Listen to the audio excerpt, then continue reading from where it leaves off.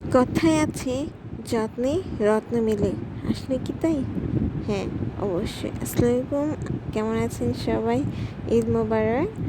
আজকে চলে আসলাম ঈদের দিনের সকাল ব্লগটা নিয়ে। শুধু সকাল না, সারাটা দিনে কী কী কাজ করলাম টুকটাক আজকে শেয়ার করব। তো এখানে আপনি দেখতে পাচ্ছেন যে আমি এখানে একটু চা বানিয়েছিলাম, সেমাই করেছিলাম, সেগুলো সকালের কাজ ছিল, সেগুলো করেছিলাম। তারপরে একটু চাউলের রুটি বানিয়েছিলাম। তো এই ফাঁকে ফাঁকে আপনাদের জন্য একটু একটু করে ব্লগ উঠিয়ে নিয়েছি। এখানে যে আমি চাটা বানাচ্ছি, এখানে একটা টিপস আপনাদেরকে বলে দিই যে চা যদি হয় আপনার ঝটপট বানানোর জন্য, তখন আপনি কি করবেন, গরম ফুটন্ত পানি নেবেন এবং সেটা যতজনের ধরেন আপনি 5 জনের জন্য বানালেন, আর তখন আপনি 6 কাপ পানি নেবেন, তাহলে সেটা 5 কাপ থেকে যাবে। 1 কাপ আমি একটু এক্সট্রা দিলাম যাতে জাল দেওয়ার সময় সেটা, যদি আপনার গ্যাস অন মানে ফুল থাকে, আর যদি গ্যাস এমন হয় যে না গ্যাসও নেই আবার ঝটপট বানাতে হবে, তখন আপনি ওই 5.5 কাপের মতো নিলে হবে। এরপর আরেকটা জিনিস যেটা করবেন যে এই দুধ আছে, এটা আমি যেভাবে একসাথে মিক্সড করে দিয়েছি সেভাবে, এভাবে মিক্সড করে দিলে কি হয়, আর চায়ের মধ্যে কোনো দুধের দলা পেকে যায় না, কোনো সমস্যা হয় না, কিচ্ছু হয় না। এই যে ফ্রেশ দেখতে পাচ্ছেন, পুরোটা একেবারে পানির সাথে মিশে যায় কিন্তু। তো এরপর আমি এইটুকু চায়ের জন্য আমি কি করেছি, 2 চামচ চা পাতা দিয়েছি। এই 2 চামচ চা পাতাতে কিন্তু পারফেক্ট কালার আসে।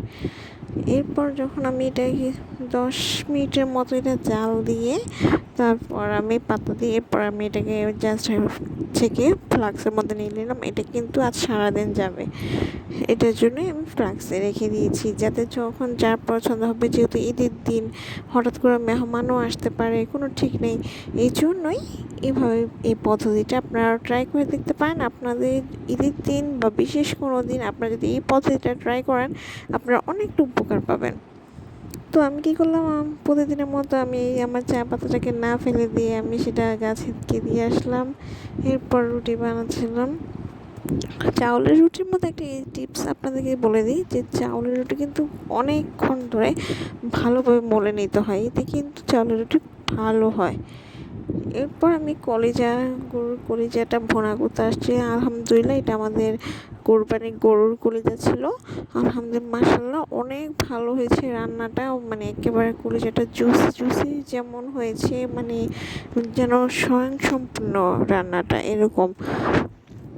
তো এই জন্য আমি কিছু টিপস আমি ট্রাই করেছিলাম, এটা আমি কখনো করিনি, সকলের কাছে শুনেছি, কিন্তু আজকে নিজেও ট্রাই করেছিলাম। মাশাআল্লাহ, অনেক ভালো হয়েছে।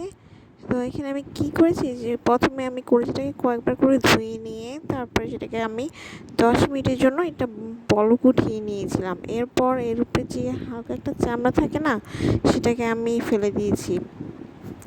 তো এরপর আমি চলে গিয়েছি এটা রান্নাতে। এই রান্নায় অ্যাজ ইউজুয়াল সবাই যেভাবে করে, আমিও তার ব্যতিক্রম নই।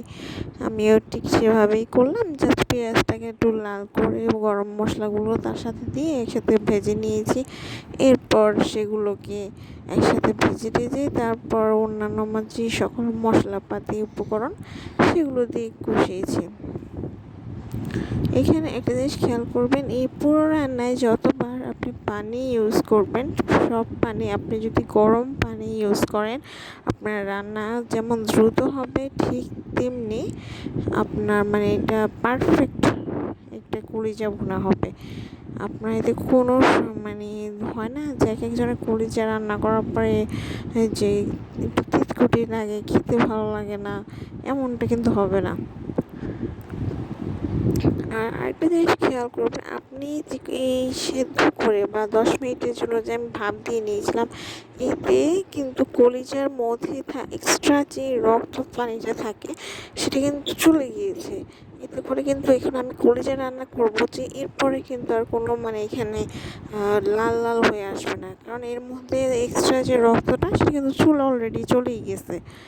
এইখানে আমার মানে একটা পারফেক্ট সুন্দর একটা কালার আসবে এতে করে।